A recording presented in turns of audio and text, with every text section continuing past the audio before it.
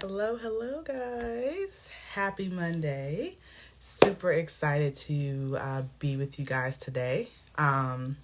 So, I'm actually going to be having a special guest today, and we're going to be talking about why relying on social media isn't a strategy. Just kind of waiting for her to join. Hopefully, you guys are doing well. Hey, Investigative, how are you? So, we're just waiting for Rachel to come on. Rachel Morgan. Oh, there she is. All right.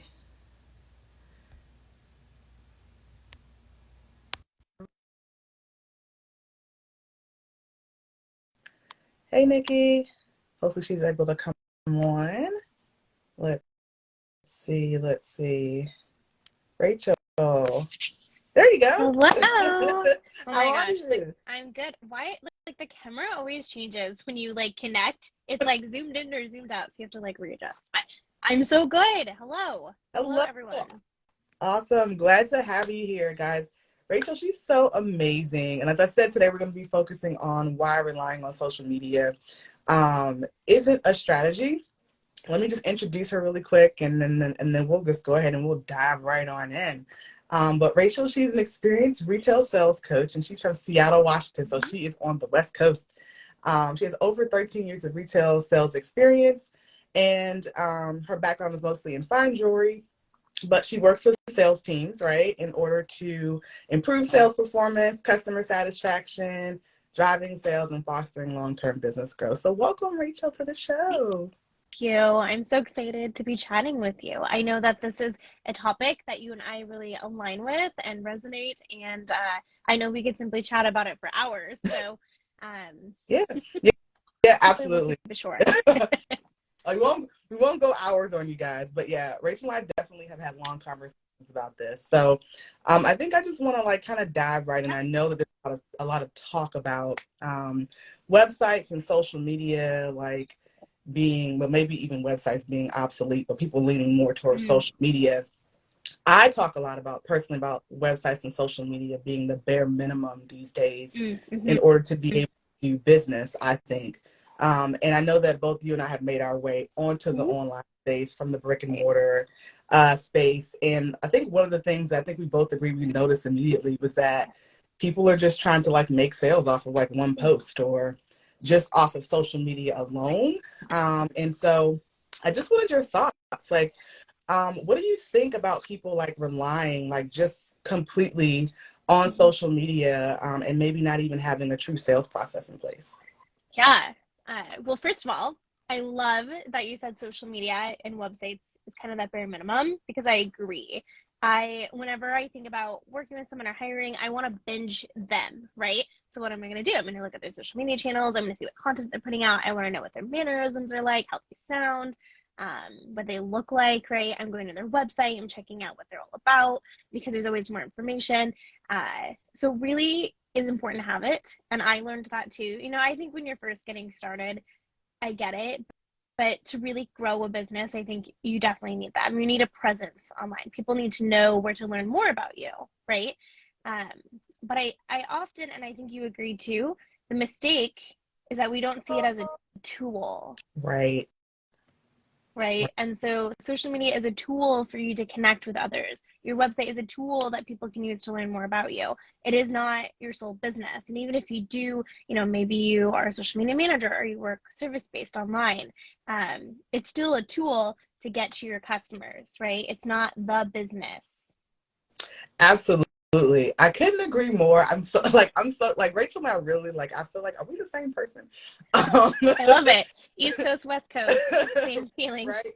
Yes. When you said it's not your sole business, and I like for my clients to really understand that it is literally, we talk about it being the bare minimum visibility, right? You want to be visible, as a business, whether you're service based or product based. And social media is just one of those avenues to help you be visible, but it's not your business because there's something that has to happen after that, Mm-hmm. right? And I think I kind of touched on that with the sales process. What do you think about people because I think sales process, for some people, they think that that's their content. What Mm. say that word. I think there's like a it's like a misnomer for folks who are in the online space. Yeah. So what do you think about people who get caught up in like content creation, Yeah. and that's all they really want to do versus actually put themselves out there to build their business? So, because our background is brick and mortar, I always go to brick and mortar first with these thoughts. But I think that we can all relate to brick and mortar a little bit more to online because brick and mortar has been around for so long. We've all been in consumer, we've all gone to the mall, we've all bought from a business. But this online e-commerce is a little newer, and we're all trying to kind of learn it and navigate it. It's been around for a while now, right? Yeah. But anyways, there's different elements when it comes to selling. You have your marketing, which attracts people, and then you have when people come in and you're interacting with them and you're selling with them. And so when you think of a brick and mortar, a huge part of their marketing is their visual merchandising, their marketing. It's what they put in their displays for people to see. It's their new product launches, their best products, ways to style things, ways to use things. In many ways, it's handling objections. Like, here's this product. Let me show you how you can use it, right? Like we've all walked by a store and we've seen something in display and it's brought us in. And so when we're thinking about that in the online space, to me, our visual merchandising, right, is our content. It's what people see. And especially when we can pin now, that's like putting your new product out there. It's like, your best things, you're answering objections. Like it's your visual displays. You're getting people drawn in to want to learn more. And Right. so I think with that said, having the experience of brick and mortar, sure, people will see what's on display and they'll come in and be like, I want that, ring me up. Now, how many times have we actually gone in and looked at something and been like, oh, maybe I don't actually like that, right? And then that experience of being in there and then interacting can make a big difference. Like maybe you walk in there and no one's available to help Right. you, right? So what do? You walk out. You're like, I can't get help. This isn't worth my time. I'm impatient. I walk out. Or maybe you walk in and they're like, oh, I would love to grab that for you. Tell me what caught your eye about it. What did you like? What size do you wear? Tell me more. Like, what are you going to wear this for? Like, that experience can determine whether you buy or not, and whether you're converted or not into a buyer. And so I think of that like content as well. I know this is so long-winded, No, but it's great. yeah. Thank you. It's the same for content, right? Your content kind of does the heavy lifting. It sparks the conversation. It sparks people coming in, but it's still so much more than that. The conversations you're having, the way that you're asking questions, the way that you engage people. So it's the same idea, Right. don't you think?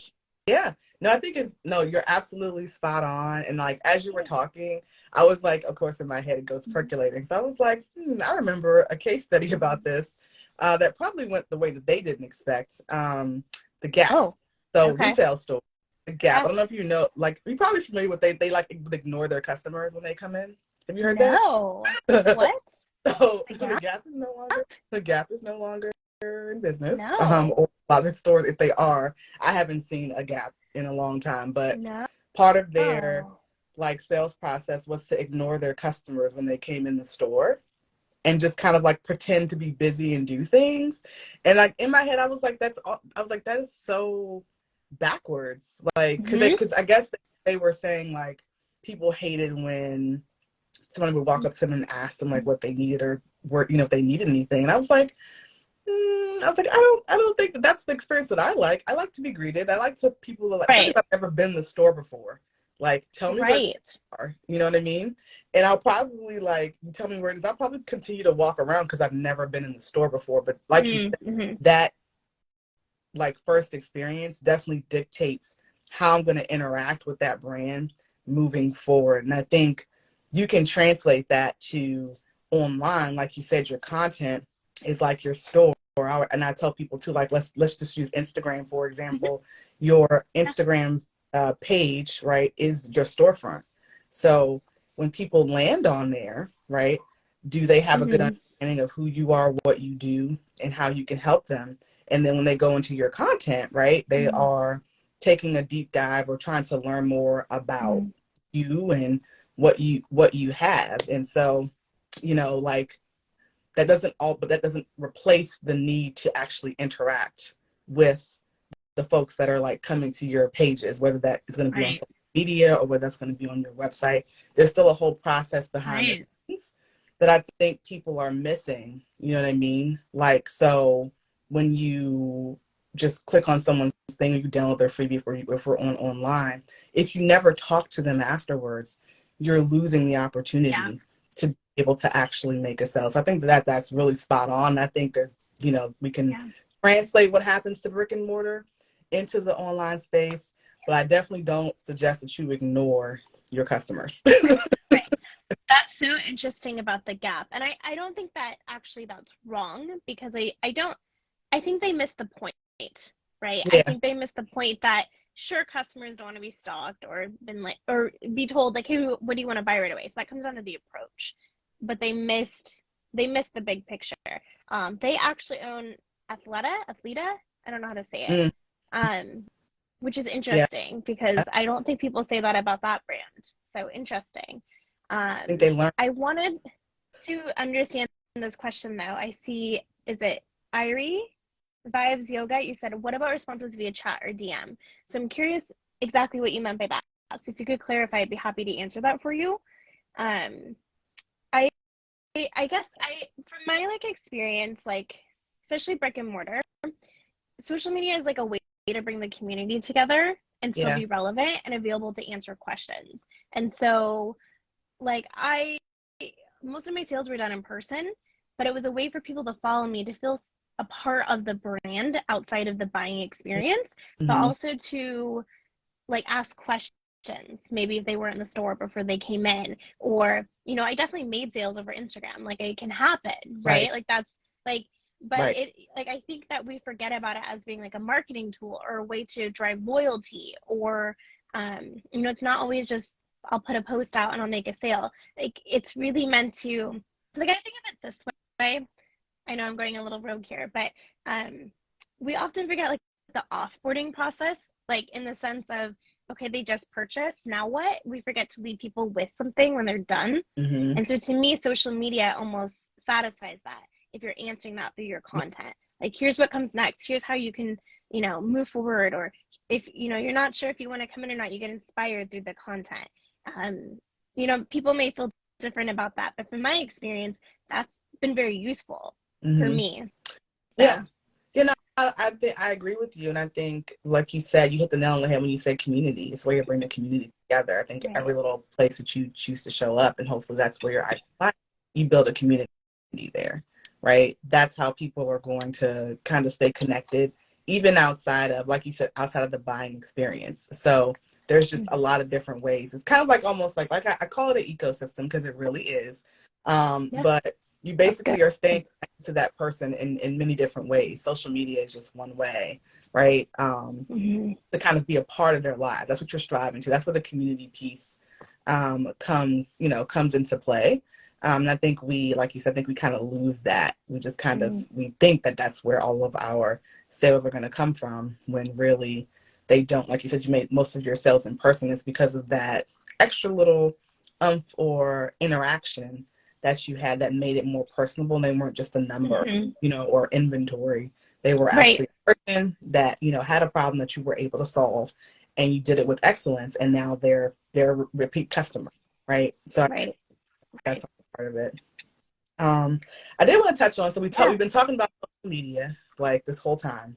So I know you and I, like we said, we come from a different Yeah. space, and I have different views when it comes to, I think we both do, about networking, Yes. um, Yes. ways to build your business. So what are some ways that you found networking to be useful outside of social media to help, either help build your business or collaborate with others? So I just have to say, if you're not networking, you should be networking. It has literally changed my life in a way I did not expect. And networking can look like literally networking in person, going to events, meeting other business owners, other local businesses in general. Not always business owners attend. It could look like networking online and meeting other creators, business owners just like you and I, right? And then Mm-hmm. doing collaborations with them. There's so many different ways that you can do this. Um, but it is so powerful to talk to others because one, I feel like you feel less alone. You know that there are other people just like you on that journey. Um, it also gives you ideas. I think the collaboration part helps make you feel inspired, right? You see what other people are doing and their processes, and you learn from their mistakes. And even doing a collaboration like this, and we're chatting, and we're on the same page, I'm still going to take something away from this today and feel like I learned something. And I'm sure you feel the same, right? And it's like this unexpected thing that you get through networking and talking to people. And also it just gives you like a really good pulse of what's actually happening in the world when you talk to people. Right. You know, I've been doing a lot more in-person networking lately, and there's like this whole world around me that I don't even realize until I'm out there talking to people. And Right. so I wanted, you know, this is a really great segue too. I wanted to kind of make the point that if you operate online, like I mean, I know that my focus isn't social media marketing, neither is yours, like for your niche necessarily. Um, but if you are doing that and you're like, well, but that's my business. Like I do social media marketing. I have to help people with it. I have to demonstrate and show up. This is my business. I guess I would ask yourself, like, are the people you're actually looking for that are going to pay you online? Because if you're looking to help people with their social media, they probably aren't on it. They probably aren't performing well, right? And so they're not doing it. And so are they actively looking for you in that space? And so, you know, I can tell you from being in in-person networking events, there's not a lot of people who do that. And they're all just like so excited to learn about it, Mm-hmm. or any kind of service-based thing. Like there's, you know, so there's such a need. And I don't know. So that's just my 2 cents on that. But Yeah, that's an interesting observation. I would agree with that. Most in-person events that I go to, like it's like online space, brick and mortar space, yeah, like complete yes, separation. Nobody really is playing in each other's sandbox, so to speak. So it's nice to right. be able to bridge the gap sometimes. But I do think that COVID has helped a little bit in people having to Yeah. network online. But I will say, one thing that you did say that stood out to me was about like basically getting in the room with people and finding out what's actually going on versus Mm, trying to like assume or piece the puzzle together yeah. yourself. So, having real conversations with people is always valuable. Yeah. Like always. Yeah. And I think too, a lot of times people don't network because they like, well, I didn't make a sale. Like that, Mm, their mind automatically goes to that short-term investment if I didn't make a sale. And it's like, well, this person who you met may not be your ideal customer, but they can connect you with like 10 other people yes. who are your ideal customer. Like for me, networking, just for example, I get like so many speaking opportunities, Yes. teaching just from being able to do that. And so I would definitely say in person networking, in addition to online, of course, but in person networking definitely is a must if you're building your business. Yeah. I mean, I think you're spot on there too. I was thinking when you're talking, I'm like, I think every time I've been paid to speak or invited to something, it's from networking. It's because I made a connection with someone and I made obviously a positive impression on them. Mm-hmm. And it's not from posting out there like, oh, who wants to bring me on or me applying to things. Every time it's been someone I've gotten to know. And you're also so right. I think the problem is always thinking that any step we take in our business should result in a sale, Right. which obviously we want sales, right? Like I think we both can agree, but I don't. I think it's so short term thinking that we forget about the long term of each action. You know, like you said, it's meeting people in person and then building that relationship with them, and you never know who they know. Right. And same with your content. You know, if you meet someone in person, what are they going to do? They're going to go check out your social media, right? Like they want to know what you're about, so you have to be answering these things in your content and showing up in that way, like your visual display, right? So Exactly. it all goes back to it, right? So Exactly. that's why I know I feel like we got a little off topic here, but not relying on social media. But I just not everyone lives online. Not everyone's going to see you. I mean, half the people I've met in person, they don't operate online. They just simply don't. I cannot believe how many people I met in person from networking that don't have Instagram. They're Mm-hmm. just not on it. They're on LinkedIn, maybe, Yeah. but they just don't operate there. And so there's like this whole other world of business out there and so much opportunity that exists. Yeah. That's why I say it's definitely important to branch out and to have like to have more than one way to acquire clients, create brand awareness, all the different things, right? Market your business. So social media is one way, and like you said in the beginning, it's a tool. It's just a tool. It's not the business, right? It's something that you use to increase awareness about your Mm-hmm. business. So I think that's one of the most common misunderstandings that I Mm-hmm. see. But whether or not you're relying on social media today, hopefully this conversation has kind of helped you kind of, think of some ways in which you could potentially branch out, which is kind of what I wanted to kind of jump into.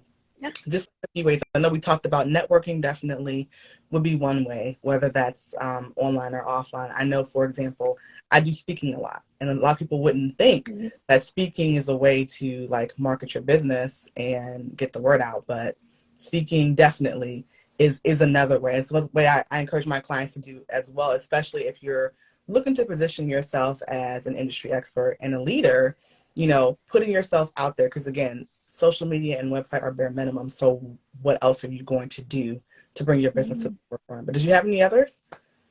I just love that you keep saying social media website is the bare minimum. Like that needs to be just like a quote you post. I feel like I know I was trying to think about that while you're talking. I think that speaking is so important because it's like a authority and social proof, Mm-hmm. right?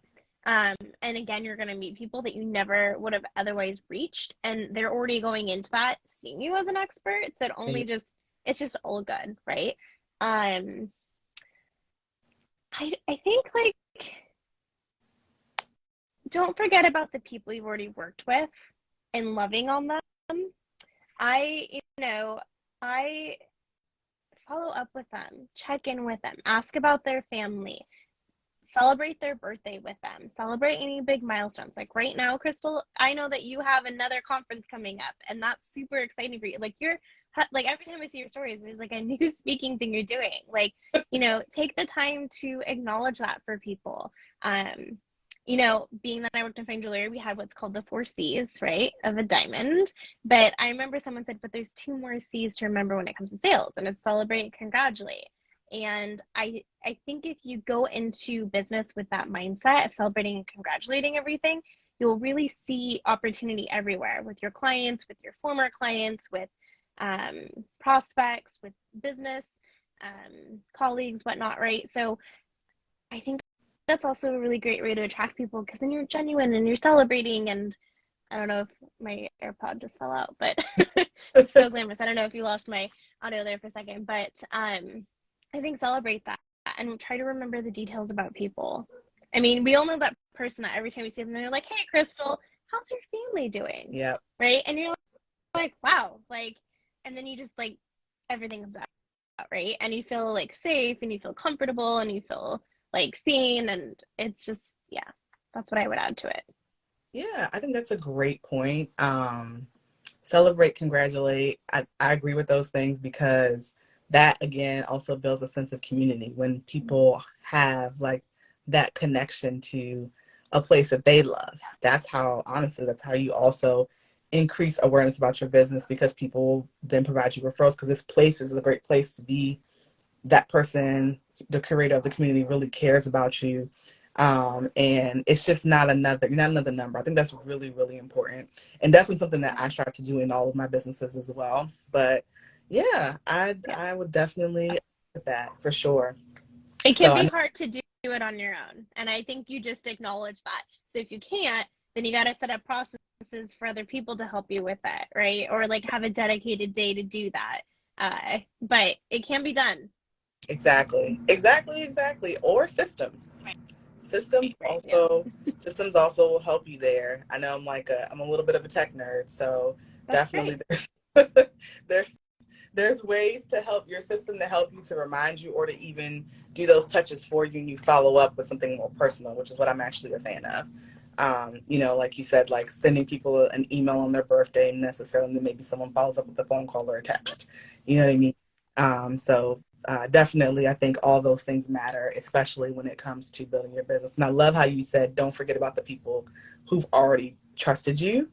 Mm-hmm. I think that's a huge thing. I know you're an expert in customer retention, and that's definitely one of the ways that I think would help that. With you continuing to make sure you had that connection with current clients, and they would continue to do business with you. So I think a lot of people also don't realize that client retention or customer retention is another way to continue to build your business just because you got them as a customer once doesn't mean that that's the end of the relationship. So Right. I'll give you a quick example, and I think this is a great place to end. I was working with someone recently, and we were like, how do we get your sales up? How do we build retention? How do we get loyalty, right?